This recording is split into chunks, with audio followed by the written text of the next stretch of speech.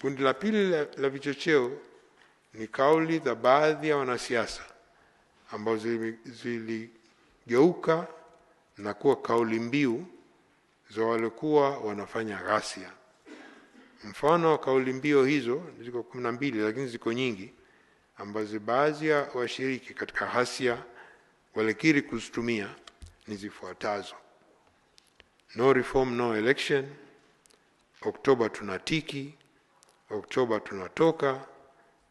tumedhamiria uchaguzi hautofanyika, Samia must go, tunataka kuikomboa nchi yetu, hakuna uchaguzi chini ya serikali hii, tunahakikisha nchi haisimami mpaka serikali iondoke, hakutakuwa na uchaguzi bila mabadiliko ya mfumo, serikali hii imepoteza uhalali wa kuongoza nchi, ni lazima shinikizo la wananchi liongeze hadi serikali iondoke,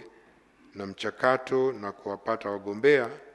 umekuwa taratibu, wagombea sio halali, mchakato urudiwe. Hizo ni baadhi ya kauli.